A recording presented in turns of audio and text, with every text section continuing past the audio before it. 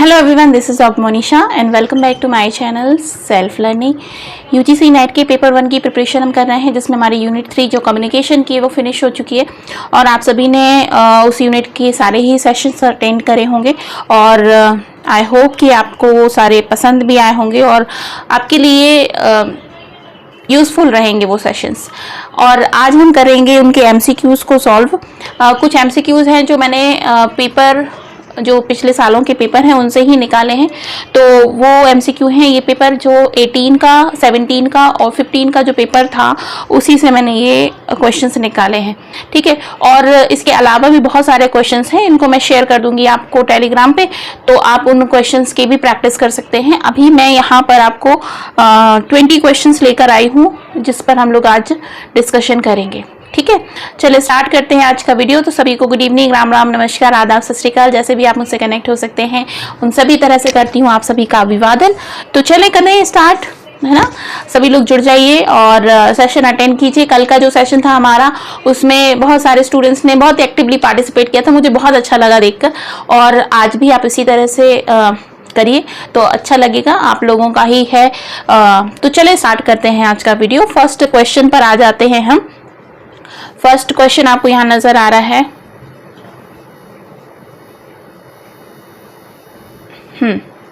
ठीक है, तो देखना है हमको क्या है question. Definition between acceptance and non acceptance of certain stimuli in classroom communication is the basis of. देखिए, आज मैं हिंदी और इंग्लिश दोनों में ही क्वेश्चंस लेकर आई हूँ। बहुत सारे स्टूडेंट्स का ये कंप्लेन होता है कि मैम हिंदी में करवाइए, दूसरा जब मैं हिंदी में करवाती हूँ तो कंप्लेन रहता है कि इंग्लिश में करवाइए। तो आज मैंने कोशिश करी है कि दोनों ही लैंग्वेज में ये क्वेश्चन लेकर आऊँ, तो आप दोनों ही भाषा वाले जो स्टूडेंट्स हैं उनको फायदा हो। तो चलिए बताइए इसमें क्या है क्वेश्चन। कक्षा में कुछ उत्तेजनाओं की स्वीकृति और अस्वीकृति के बीच में अंतर संचार का आधार है। क्वेश्चन समझ में आया आपको। Difference between the acceptance and non acceptance of certain stimuli in classroom communication is the basis of selective expression of performance, selective affiliation to peer group, selective attention, selective morality। देखिए question के answers तो दिए हुए हैं, क्योंकि इसी तरह से मैं लिख देती हूँ जिससे समझ में आ जाए, क्योंकि मुझे आपको पीडीएफ भी देना होता है। तो यहाँ पर देखिए ये है क्वेश्चन, कह रहा है कि कक्षा में कुछ उत्तेजनाओं की स्वीकृति और अस्वीकृति। उत्तेजना, स्टिमुलेशन का मतलब होता है उत्तेजित करना। तो उत्तेजना का जो के बीच में जो स्वीकृति होती है या अस्वीकृति होती है, उसके बीच में संचार का आधार क्या होता है। तो ऑप्शन है प्रदर्शन की चयनात्मक अपेक्षा, सहकर्मी समूहों के लिए चयनात्मक संबद्धता, चयनात्मक ध्यान, चयनात्मक नैतिकता। तो देखिए उत्तेजना हमको बहुत कुछ हमारे एक्सप्रेशन को शेयर करती है। जैसे कि अभी हमने इंटेलिजेंस की थ्योरीज में पढ़ा था कि बहुत सारी ऐसी चीज़ें होती हैं जो हमें बताती हैं कि हमें कब अपने आप को किस तरह से पोर्ट्रे करना है, कब अपनी भावनाओं को दिखाना है, कब अपनी भावनाओं को एक्सप्रेस नहीं करना है ना। तो यहाँ पर हमें अपनी उत्तेजनाओं को नैतिकता के रूप में जरूर लेना चाहिए। नैतिक जरूर हमारी भावनाएं होनी चाहिए। अगर नैतिक नहीं होंगी तो हो सकता है मैं एंगर हो रहा है और हम उसी को एक्सप्रेस कर दें, उसी को कम्युनिकेट कर दें, है ना।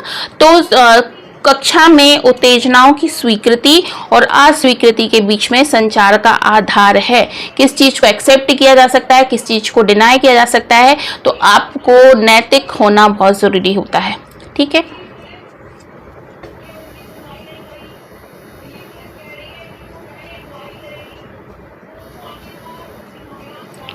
क्वेश्चन नंबर 2 है, इसको देख लेते हैं। क्वेश्चन नंबर 2 क्या है। हाँ, अब ये देखिए, ये वाले क्वेश्चंस बहुत पूछे जाते हैं, इसको बहुत ध्यान से पढ़िए आप और उसके बाद इसका आंसर करना है हमें, है ना। तो क्या है, the initial message to student in the classroom by a teacher need to be critical to establish interaction later। Reason पहले आपको समझना है, स्टेटमेंट है और उसके बाद में रीजन दिया हुआ है। More control over the communication process means more control over what the student are learning. एक शिक्षक द्वारा कक्षा में छात्रों के प्रारंभिक संदेश जरूरी हैं, बाद में बातचीत स्थापित करने के लिए महत्वपूर्ण कारण संचार प्रक्रिया पर अधिक नियंत्रण का अर्थ है अधिक नियंत्रण छात्र क्या सीख रहे हैं। ठीक है, क्वेश्चन समझना बहुत ज़रूरी है, आपको फिर बाद में उसके बाद में हम स्टेटमेंट देखेंगे। देखिए, मैं आपको बताऊं कि अगर आप सीबीटी मोड में अपने क्वेश्चंस देने वाले हैं तो बहुत ज़रूरी हो जाता है कि आपको क्वेश्चन समझ में बहुत अच्छे से आए, है ना। अगर नहीं क्वेश्चन आ रहे तो स्क्रीन रीडिंग कैपेसिटी आपको धीरे धीरे बढ़ानी है, नहीं तो क्या होगा कि समझ में ही क्वेश्चन नहीं आएगा। और इस तरह के प्रश्न बहुत पूछे जाते हैं आजकल। तो क्या है क्वेश्चन, यहाँ पर दो स्टेटमेंट दिए हैं। एक हो रहा है जिसका एक्शन असर्टेशन बताया जा रहा है, मतलब दावा बताया जा रहा है, और दूसरा बता रहा है उसका रीजन। ठीक है, तो आपको फिर बताना है कि दोनों ही सही हैं, दोनों ही गलत हैं, या दोनों में से कोई एक सही है कोई एक गलत है। सबसे पहले क्वेश्चन को समझ लीजिए। क्या लिखा जा रहा है कि एक शिक्षक द्वारा कक्षा में छात्रों के लिए प्रारंभिक संदेश जरूरी नहीं है, बाद में बातचीत स्थापित करने के लिए महत्वपूर्ण कारण ये है कि संचार प्रक्रिया पर अधिक नियंत्रण का अर्थ है अधिक नियंत्रण छात्र क्या सीख रहे हैं। ठीक है, तो दोनों ए और आर सत्य हैं, आर ए की सही व्याख्या है। दोनों ए और आर असत्य हैं, लेकिन आर ए की सही व्याख्या नहीं है। ए सच है लेकिन आर झूठा है, ए झूठा है लेकिन आर सच है। अब बताइए क्या आंसर होगा। आंसर नंबर 3 सही है, लेकिन क्यों सही है ये देख लेते हैं कि ए तो सच है लेकिन आर झूठा है। क्वेश्चन में ए में क्या लिखा जा रहा है, the initial message of to the student in the classroom by a teacher need to be critical to establish interaction later, है ना। कुछ ऐसी चीजें होती हैं, शिक्षक कक्षा में शिक्षक क्या देता है, कुछ प्रारंभिक संदेश जरूरी है, बाद में बातचीत स्थापित करने के कारण करने के लिए महत्वपूर्ण होते हैं। संचार प्रक्रिया में नियंत्रण का अर्थ है अधिक नियंत्रण छात्र क्या सीख रहे हैं, तो इसका तो कोई मतलब ही नहीं है। तो आपका जो स्टेटमेंट ए है वो सही है, बल्कि आर क्या है, गलत है। इस तरह के क्वेश्चंस मैं आपको बताऊं कि बहुत सारे क्वेश्चंस को आपको सॉल्व करना चाहिए, क्योंकि ये बहुत कंफ्यूजन क्रिएट करते हैं। चलिए आगे बढ़ते हैं, क्वेश्चन नंबर 3 पर पहुंच जाते हैं हम। क्या कह रहा है क्वेश्चन नंबर 3।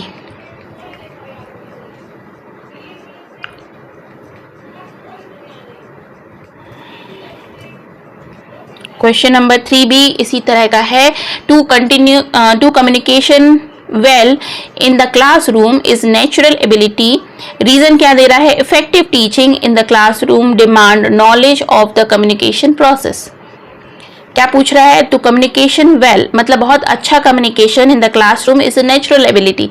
ये एक नेचुरल प्रोसेस है, नेचुरल ज़रूरत है या फिर नेचुरल आवश्यकता है। Effective teaching in the classroom demands knowledge of the communication process. अच्छी टीचिंग के लिए जरूरी है कि आपको कम्युनिकेशन के बारे में अच्छा नॉलेज हो। ठीक है ना। कक्षा में अच्छी तरह से संवाद करना एक प्राकृतिक क्षमता है और कक्षा में प्रभावी शिक्षण के कारण शिक्षण ज्ञान की मांग करता है। अब ये बताइए कि इसमें से क्या चीज़ सही है क्या चीज़ गलत है। बोला जा रहा है कि दोनों ए और आर सत्य हैं, ठीक है, और आर ए की सही व्याख्या है। दोनों ए और आर सत्य हैं लेकिन आर ए की सही व्याख्या नहीं है। और फिर क्या है कि दो ए सच है लेकिन आर झूठा है, ए झूठा है और आर सच है। बताइए, ए झूठा है और आर सच है, आंसर तो ये है। तो ए क्या झूठा है, ये देख लो क्या बता रहा है वो। To communication in the well in the classroom is the natural ability. ठीक है, एक प्राकृतिक क्षमता है, नेचुरल एबिलिटी की बात जो की जा रही है। एक कम्युनिकेशन जो होगा क्लासरूम में ये नेचुरली अच्छे से नहीं आ सकता, इस चीज़ को मेंटेन करना पड़ती है ना। क्योंकि नेचुरली बहुत अच्छे से सारे लोग बात करें तो कम्युनिकेट करें तो फिर गलतियां कहीं होंगी ही नहीं, है ना। तो ए सही नहीं है बल्कि आर जो है दूसरा जो है वो सही है। चलिए, इस तरीके के बहुत सारे क्वेश्चंस की प्रैक्टिस कीजिए, क्योंकि ये क्वेश्चंस ना वाकई में कन्फ्यूज़न क्रिएट करते हैं। Fourth one is also like this. Fourth question है, classroom communication is the translation process.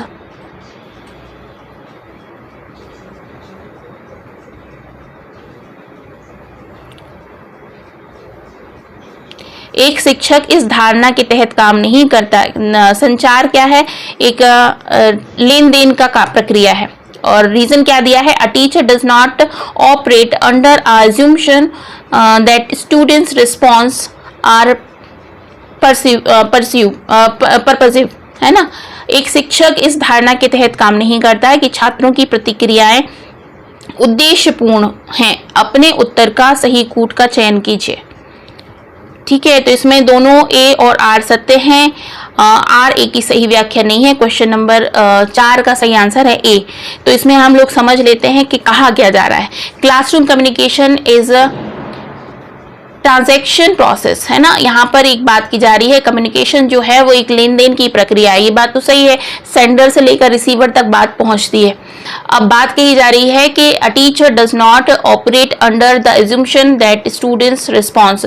एक शिक्षक इस धारणा के तहत काम नहीं करता है कि छात्रों की प्रक्रियाएं उद्देश्यपूर्ण हो। ठीक है, अपने उत्तर के लिए सही कूट जमा बात कीजिए। तो ठीक है, छात्र जो है वो अपना जो कम्युनिकेशन का प्रोसेस है वो एक तरीके से लेन देन का है, और टीचर हमेशा इस चीज का ध्यान नहीं रखता है कि स्टूडेंट्स की जो भावनाएं हैं वो किस तरीके से आएंगी, प्रतिक्रियाएं किससे आएंगी, है ना। वो अपना कम्युनिकेट करता है चीजों को।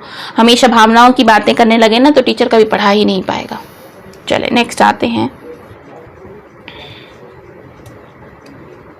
Which of the following set of the statement is correct for describing the human communication process?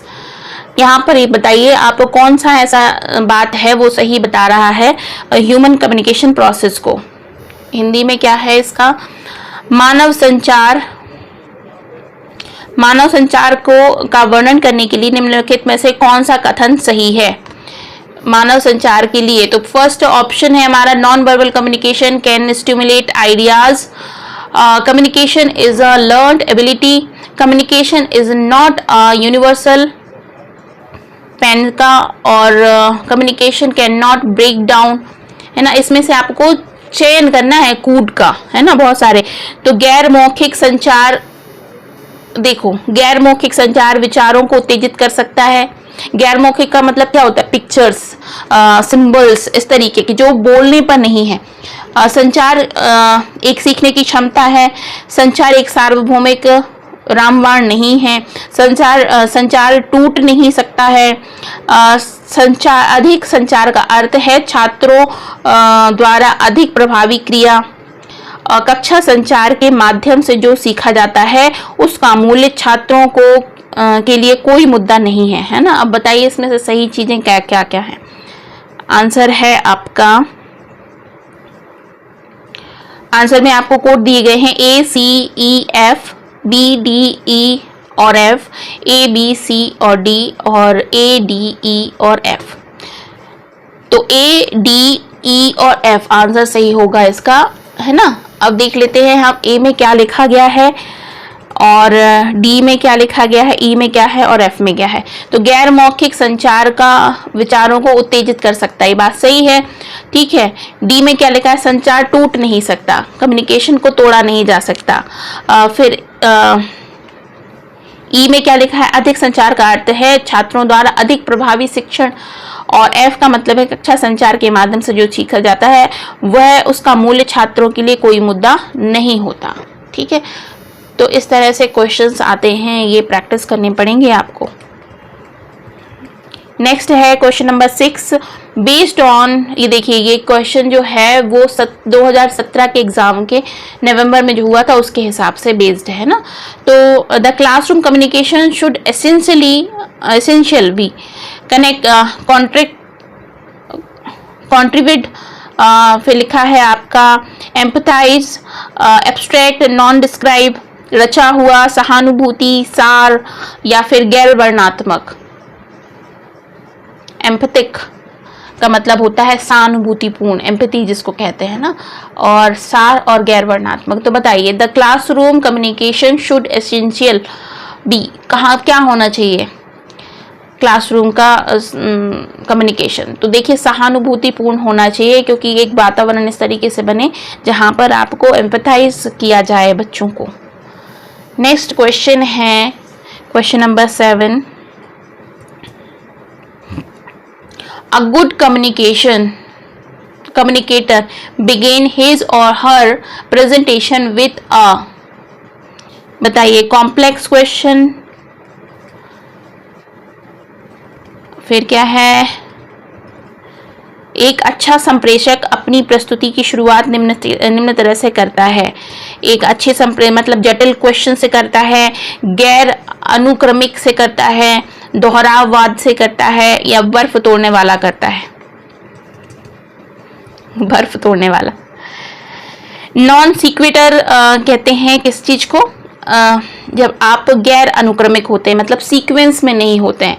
फिर आता है दोहराववाद वाक्यांश का मतलब होता है रिपीटेटिव फ्रेज, और आइस ब्रेकर का मतलब होता है बर्फ तोड़ना। देखो ये वो लिख देते हैं ना, मतलब क्या अंतर निकलता है अर्थ का जब हम हिंदी का इंग्लिश में करते हैं। तो गुड कम्युनिकेटर बिगिन हिज और हर प्रेजेंटेशन विथ अ, मतलब किस तरीके से करता है। जब हम पहली बार किसी के साथ कम्युनिकेट करते हैं, सपोज करें आप बहुत ही किसी ऐसे व्यक्ति से बात कर रहे हैं जो कि क्या है, आपके साथ में पहली बार आप उससे मिल रहे हैं, तो जब आप उससे कम्युनिकेट करते हैं तो एक आइस ब्रेक होती है। आइस ब्रेक का मतलब क्या होता है, मतलब एक तरह से कहना चाहिए कि आपका एक जो हेजिटेशन है, या फिर कहना चाहिए कि एक तरीके से आप झिझक है आपकी, वो टूट जाती है बात करने के लिए, है ना। तो अच्छा कम्युनिकेशन क्या करता है, आइस ब्रेक करता है।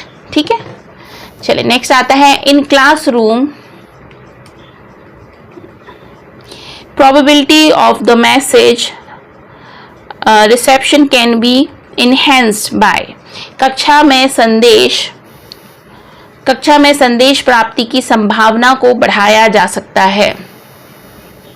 इन classroom the probability of the message reception can be enhanced by, किस तरीके से संभावनाएं बढ़ सकती हैं क्लासरूम में संदेश प्राप्ति की। Establish a viewpoint exposing the ignorance of the students, increasing the information load using high decibel audio tool। कैसे बढ़ाया जा सकता है कि कक्षा में संदेश प्राप्ति जो हो उसकी संभावना बढ़ जा सके। अब मैं आपको कुछ कम्युनिकेट कर रही हूँ, कैसे उस चीज़ को इंक्रीज किया जा सकता है, किस तरीके से बढ़ाया जा सकता है। तो एक दृष्टिकोण स्थापित करना, एस्टेब्लिश अ व्यू पॉइंट, ठीक है, छात्रों की अज्ञानता को उजागर करना, exposing the ignorance of the students, increasing the information load, बहुत सारी इंफॉर्मेशंस को दे देना, यूजिंग हाई डेसिबल ऑडियो, क्या हाई डेसिबल ऑडियो को यूज़ किया जाए तो भाई क्या ज़रूरी होता है। देखिए, चाहे डेसिबल ऑडियो हो चाहे ना हो, है ना, एक क्लासरूम का जो वातावरण हो वो अच्छा हो या ना हो, है ना, छात्रों को अपनी तरफ अट्रैक्ट करना है, या तो उसके लिए सबसे इम्पॉर्टेंट क्या होता है कि यदि एक टीचर है ना, इसका व्यू पॉइंट बहुत अच्छा है, उसके पढ़ाने का तरीका बहुत अच्छा है, तो चाहे अंधेरा हो, सुनाई कुछ भी ना दे रहा हो, और कंटेंट उसका बहुत अच्छा है ना, तो लोग उसके पास अपने आप ही जाते हैं और उससे जुड़ जाते हैं। तो सबसे ज़्यादा इम्पॉर्टेंट होता है क्या, एस्टेब्लिशिंग अ व्यू पॉइंट, एक बहुत अच्छा व्यू पॉइंट बनाना चाहिए ताकि स्टूडेंट्स आपके साथ में कनेक्ट हो सके। ठीक है ना, आगे बढ़ते हैं हम। क्वेश्चन नंबर कौन सा है हमारा, 9। इफेक्टिव कम्युनिकेशन प्री सपोज, बताइए इफेक्टिव कम्युनिकेशन जो है वो क्या होता है। प्रभावी संचार पूर्व मान लेता है, है ना, क्या लेता है, नॉन अलाइनमेंट, फिर क्या है, डोमिनेशन यानी प्रभुत्व, फिर क्या लिखा है, पैसिविटी मतलब कि निष्क्रियता, और अंडरस्टैंडिंग मतलब समझ। बताइए इफेक्टिव कम्युनिकेशन प्री सपोज। तो यहाँ पर देखिए गुट निरपेक्षता वाली कम्युनिकेशन में तो कोई बात नहीं होती, डोमिनेशन तो होना ही नहीं चाहिए, और निष्क्रियता होगी तो कम्युनिकेशन होगा ही नहीं। तो सबसे ज़्यादा इंपॉर्टेंट क्या होती है, समझ, अंडरस्टैंडिंग, मतलब सेंटर और रिसीवर के बीच में अंडरस्टैंडिंग होनी चाहिए, समझ में आना चाहिए। आप चाहे किसी भी भाषा में समझा रहे हो, किसी भी सिम्बॉलिक फॉर्म में समझा रहे हो, अगले को समझ में आ गया ना, तो फिर आपका कम्युनिकेशन सही हो गया, और अगर समझ में ही नहीं आया तो कम्युनिकेशन नहीं सही हुआ, है ना। तो ये चीज़ें ध्यान में रखनी है। आगे बढ़ते हैं, क्वेश्चन नंबर 10 पे आ जाते हैं फटाफट से। क्या है question number 10, When verbal and non-verbal message are contradictory is said the most people believe in. बताइए क्या है इसका, क्वेश्चन का मतलब समझ में आया? जब मौखिक और गैर मौखिक संदेश विरोधाभासी होते हैं तो ऐसा कहा जाता है कि अधिकांश लोग विश्वास करते हैं। किस चीज पे विश्वास करते हैं?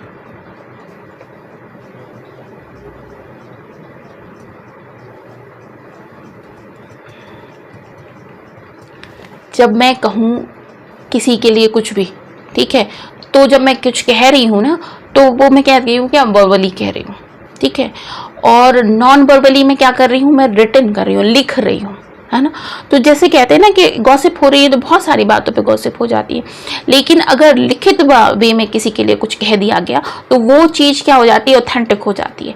तो अगर दोनों ही चीज़ें गलत हैं, मतलब अलग अलग है, कॉन्ट्रडिक्ट कर रही हैं, कि मान लेते हैं किसी के लिए कहा गया है कि वो काला व्यक्ति है, ठीक है, हो सकता है मुंह से निकल गया हो, लेकिन जब लिखा जाएगा ना तो बहुत कॉन्शियसली लिखा जाएगा, तो उसमें बहुत ध्यान दिया जाएगा कि ये जो भी लिखा जा रहा है उसको रिस्पॉन्सिबली लिखा जाए।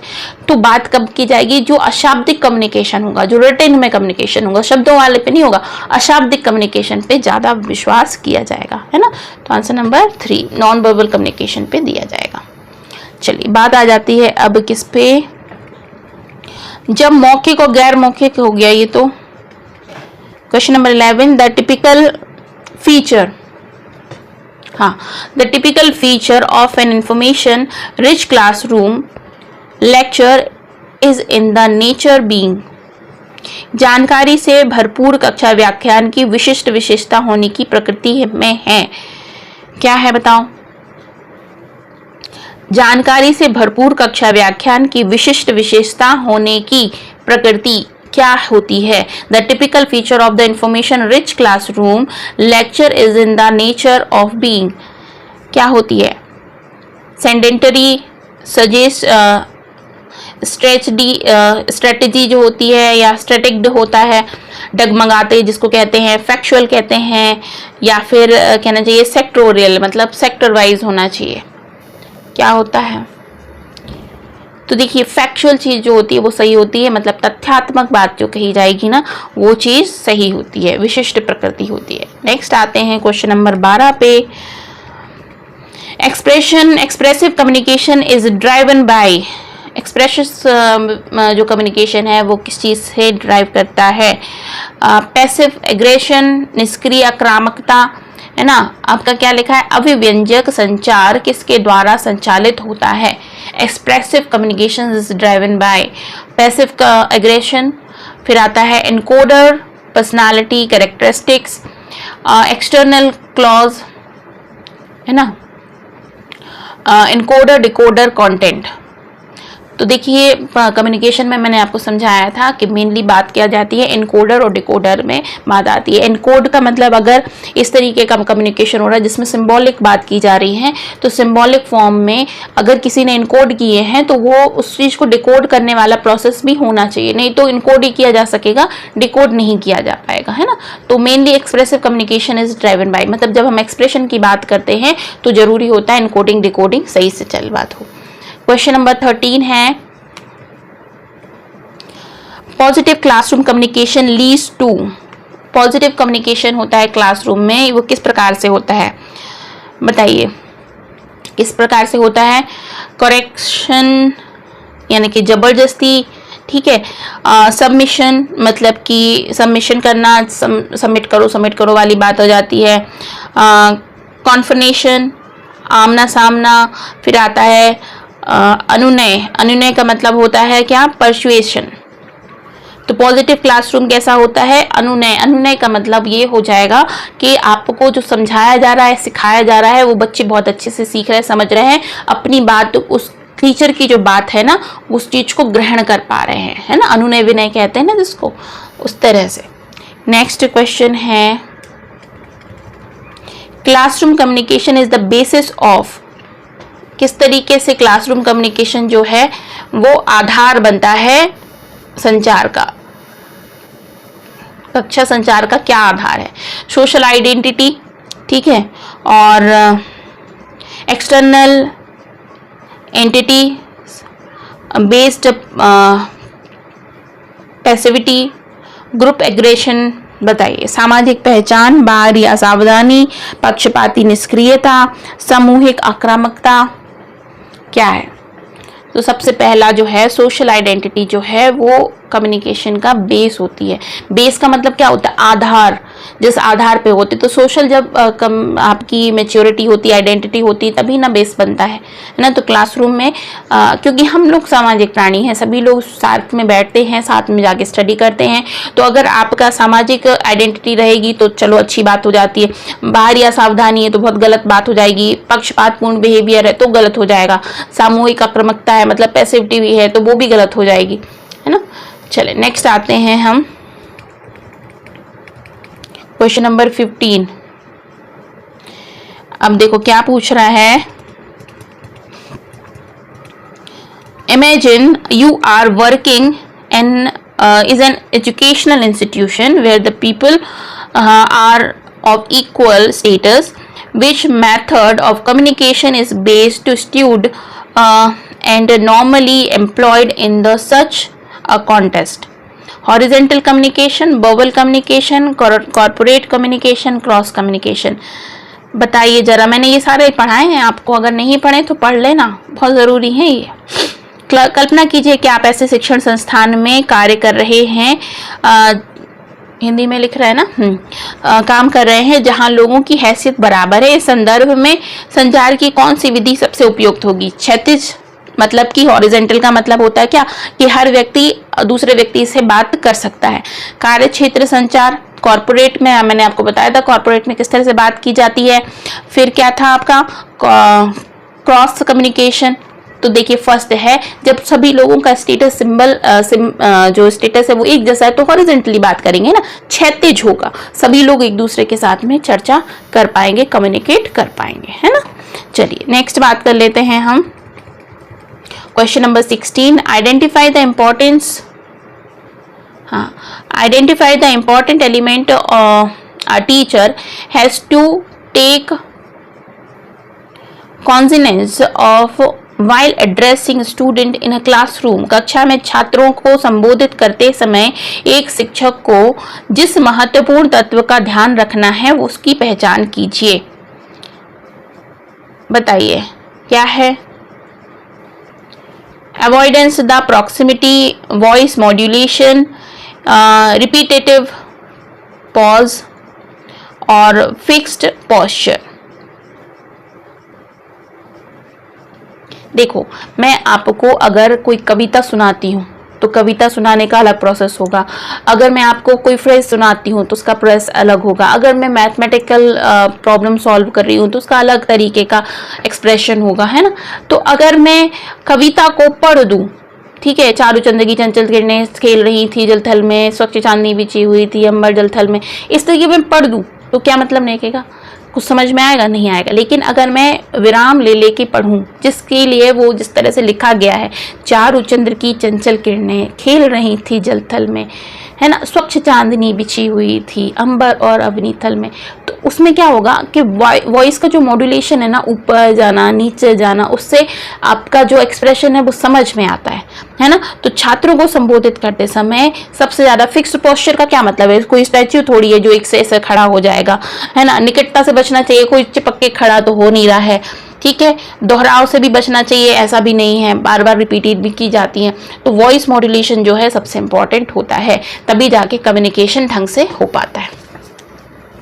चलिए आगे बढ़ते हैं हम नेक्स्ट क्वेश्चन पे आते हैं। क्वेश्चन नंबर 16 नहीं 17, ठीक है ना। What are the barriers of effective communication? चलिए बताइए, सबने पढ़ा है बैरियर्स ऑफ कम्युनिकेशन क्या क्या है। सब रभावी, देखना आप देखो हिंदी में कैसे लिखा है, रभावी संचार, है ना, बहुत मुश्किल हो जाती है कभी कभी हिंदी उसको समझना, इसलिए इंग्लिश की टर्मिनोलॉजी समझना बहुत ज़रूरी है ना, क्योंकि नहीं समझ में आता। क्योंकि क्या है ना कि हमारा आजकल का जो कम्युनिकेशन का लैंग्वेज हो गया है उसमें हिंदी और इंग्लिश दोनों के ही शब्दों का उपयोग हम करते हैं। बहुत सारी चीज़ों के जो एक्चुअल हिंदी वर्ड है ना वो हमें समझ में ही नहीं आते, इसलिए इंग्लिश की टर्मिनोलॉजी भी समझनी ज़रूरी है सारे ही स्टूडेंट्स को। तो what are the barriers of communication, अब देखिए क्या है। Moral listening, being judgmental and comment of consolation, dialogue summary and self review, use simple word, cool reaction and defensive attitude, personal statement, eyes contact and simple narration। नैतिक बनना, आलोचनात्मक होना, ठीक है, संभावना और टिप्पणियाँ, ठीक है। तो देखो व्हाट आर द बैरियर्स पूछा है आपको इफेक्टिव कम्युनिकेशन में, बैरियर्स की बात हो रही है यहाँ पर, है ना। आपको क्या बताने हैं कि कौन कौन सी चीज़ें हैं जो कम्युनिकेशन को ब्रेक कर देती हैं। हिंदी में दिख रहा है ना, हिंदी में हाँ दिख गया, कौन कौन सी चीज़ें हैं जो ब्रेक कर देती हैं, दोनों भाषाओं में दिख रहा है।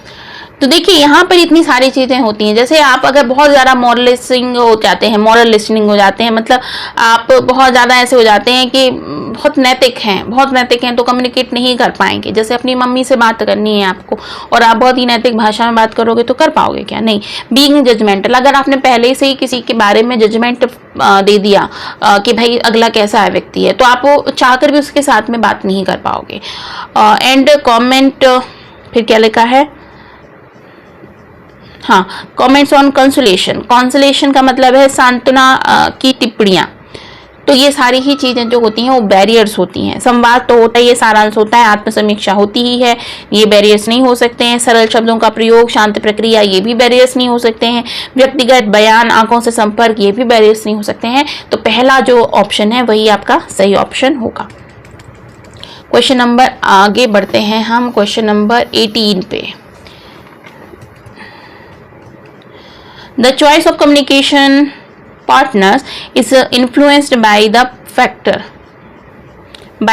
of proximity, utility, loneliness, utility, secrecy or dishonest, है ना, secrecy, dishonest, deception और डिसमेंटलिटी, डिसऑनेस्ट और डिवाइस। क्या पूछा है, the choice of communication partner is influenced by, संचार में भागीदारों की पसंद कारकों से प्रभावित होती है ना, प्रभावित होती है, बताइए जरा।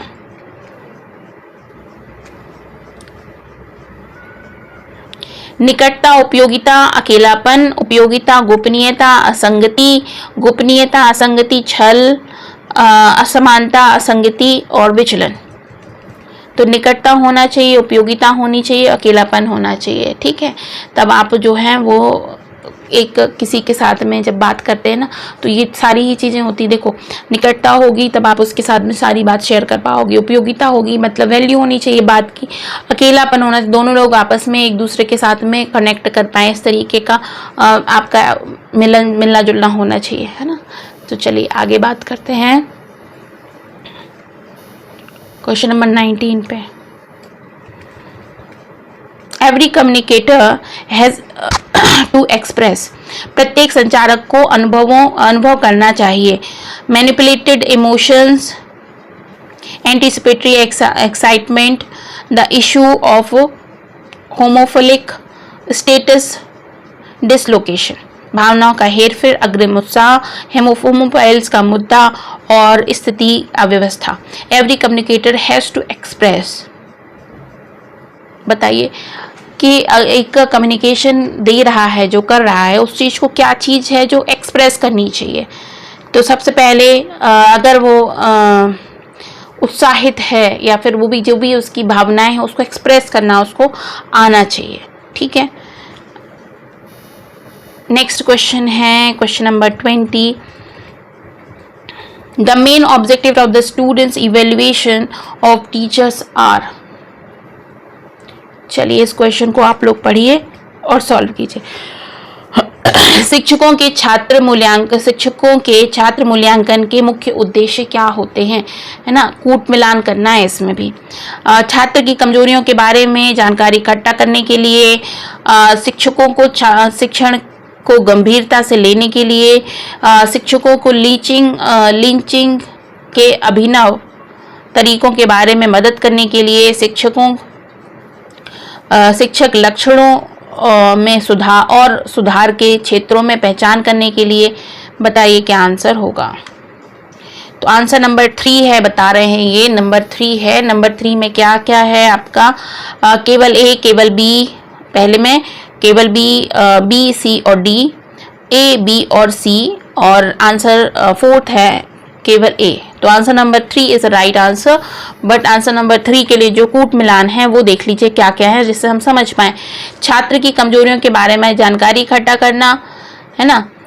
शिक्षक मूल्यांकन करेगा, मतलब असेसमेंट करेगा किसी अपने स्टूडेंट का, तो किस तरीके से कर सकता है मूल्यांकन। तो सबसे पहले उसके बारे में जो कमजोरियां हैं वो उसके बारे में जानकारी होनी चाहिए।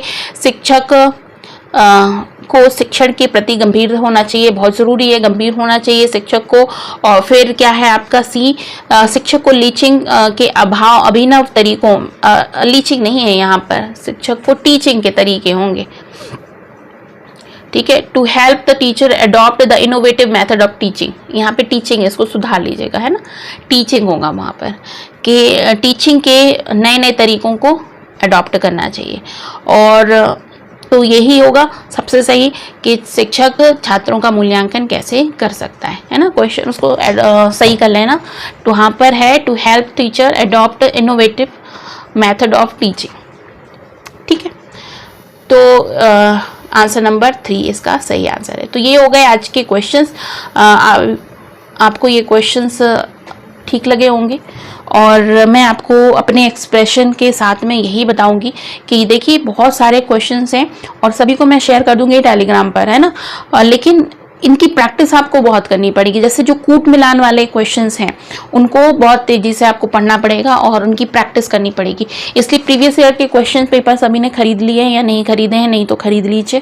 अमेज़ॉन पे भी मिल जाएंगे, चाहें तो बताइएगा तो मैं आपको लिंक शेयर कर दूंगी कि कहाँ से आप खरीद सकते हैं। हिंदी और इंग्लिश दोनों ही मीडियम में मिल जाते हैं। और आपको बहुत तगड़े से ना प्रैक्टिस करनी है, क्वेश्चंस को पढ़ना और सॉल्व करना, पढ़ना और सॉल्व करना। गलत होता है, पेंसिल ले लीजिए, जैसे आपने इधर एक पेपर पे क्वेश्चंस लिखे हुए हैं, इनको पेंसिल से टिक कीजिए, अपने मन से जो आपको आंसर सही लगता है उसको टिक कीजिए। घड़ी का आप सारा लीजिए कि यहाँ पर हमको रखना है और उस जल्दी जल्दी पढ़ के सॉल्व करना है। और अगर बाद में अपना सेल्फ असेसमेंट कीजिए कि आपने कितने आंसर सही लगाए, कितने गलत लगाए, फिर उसको रबड़ से इरेज कर दीजिए। रबड़ से इरेज करने के बाद फिर आप क्वेश्चंस को सॉल्व कीजिए। ऐसे 3-3, 4-4 बार जब आप प्रैक्टिस करेंगे ना, तब जाके आपको इसमें कहना चाहिए एक तरीके से महारत हासिल हो जाएगी। क्योंकि पढ़ना एक बात होती है, लेकिन पढ़ने के बाद में इस तरह से क्वेश्चन सॉल्व करना अलग बात होती है। तो एक प्रैक्टिस सेशन था हमारा, जिसमें मैंने आपको बताया कि किस तरीके के क्वेश्चन पूछे जाते हैं, है ना। तो इस तरीके के बहुत सारे क्वेश्चंस को आपको सॉल्व करना है। और जितने भी क्वेश्चन हैं ये तो मैं शेयर कर ही दूंगी, और भी जो मेरे पास क्वेश्चंस होंगे वो भी मैं टेलीग्राम पर आपको शेयर कर दूंगी, ठीक है। हिंदी और इंग्लिश की समस्या अगर किसी को रहती है तो देखो थोड़ा बहुत मेहनत मैं यहाँ से कर रही हूँ। कई बार ऐसा है ना कि मेरे पास जो मैटर होता है वो हिंदी में है, ठीक है, या फिर वो इंग्लिश में है, तो थोड़ी सी मेहनत आप कर सकते हैं। ट्रांसलेटर पे उसको डाल दीजिए तो वो हिंदी में ट्रांसलेट करके दे देगा, है ना। और अगर इंग्लिश में है तो उसको ट्रांसलेटर पे डाल दीजिए तो हिंदी में है तो इंग्लिश में कर देगा। तो थोड़ी बहुत आपका हो सकता है ना, ये चीज़ें कर दी जा सकती है, इतना एफर्ट तो लगाया जा सकता है। तो ये सब चीज़ें आपको करनी पड़ेंगी। हो सकता है कि मेरे पास कुछ मैटर हिंदी में बहुत अच्छा मिल गया मुझे, तो मैं उसे शेयर कर दूंगी। कुछ मैटर इंग्लिश में बहुत अच्छा मिल गया तो वो मैं शेयर कर दूंगी। तो आपको क्या करना है, दोनों ही अपनी कंफर्ट जोन के हिसाब से आपको उसको मैटर को कन्वर्ट कर लेना। मेरे से जितना मन पड़ेगा मैं तो उसको कर ही दूंगी शेयर, लेकिन जो नहीं हो पाता है उसको आप कर सकते हैं। लेकिन इससे ये चीज़ नहीं होनी चाहिए ना कि मेरे पास नहीं है, मैं कैसे पढ़ूँ, करूँ, मुझे हिंदी समझ नहीं आती, मुझे इंग्लिश समझ नहीं आती। थोड़ी मेहनत करो भाई, नेट का एग्ज़ाम दे रहे हो, नेट करके आप असिस्टेंट प्रोफेसर बनोगे तो थोड़ी मेहनत तो करनी पड़ती है ना। चलिए अब करते हैं सेशन को यहीं पे फिनिश। कल फिर मिलते हैं नई यूनिट के साथ में। हम लोग ICT पढ़ेंगे कल से, और ये सब कुछ मैं शेयर करूँगी टेलीग्राम पे। तो अभी तक अगर टेलीग्राम ज्वाइन नहीं किया है तो टेलीग्राम चैनल ज़रूर ज्वाइन कर लीजिएगा। डिस्क्रिप्शन बॉक्स में आपको उसकी लिंक मिल जाएगी, और नहीं मिलेगी, नहीं दिक्कत होती है तो आप मेरे व्हाट्सएप ग्रुप का नंबर जो है वो दिया हुआ है नीचे, तो उसमें आप मुझे मैसेज कर दीजिए, और आपकी मैसेज को मैं रिप्लाई करूँगी पक्के से, और मैं आपको ग्रुप में शामिल कर दूँगी। टेलीग्राम की लिंक में पर्सनल आपको शेयर कर दूँगी, ठीक है। तो यहाँ करते हैं सेशन को फिनिश, कल फिर मिलते हैं, तब तक के लिए बाय बाय।